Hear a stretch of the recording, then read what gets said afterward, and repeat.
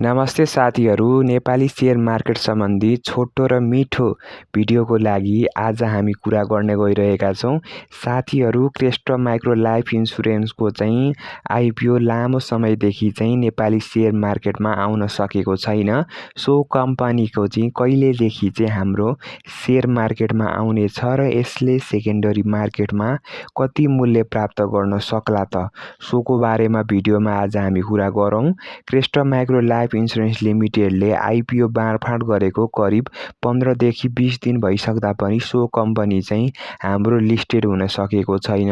हालै आएर चाहिँ यो कम्पनीले चाहिँ नयाँ सेयर रजिस्टर चाहिँ नियुक्त गरेको कारणले गर्दाखेरि चाहिँ आउने समयमा चाहिँ छिटै यसको यो हप्ताभित्रमा चाहिँ आउन सक्ने सम्भावना चाहिँ एकदम प्रबल नै रहेको छ।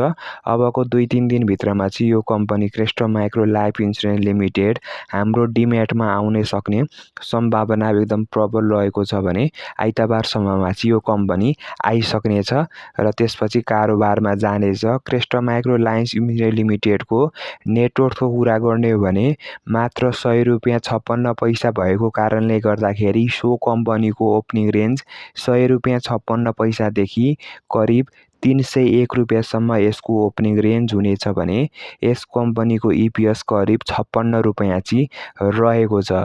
क्रेस्ट्रो माइक्रो लाइफ इन्सुरेन्सको चाहिँ हाम्रो सेकेन्डरी मार्केटमा करिब 15,000 देखि 20,000 रुपियाँसम्म पुग्न सक्ने चान्स चाहिँ रहेको छ, जुन चाहिँ गार्जियन माइक्रो लाइफ इन्सुरेन्सले पनि यो कम्पनीमा चाहिँ सो गरेको चाहिँ हामीले हेर्न सक्दछौँ।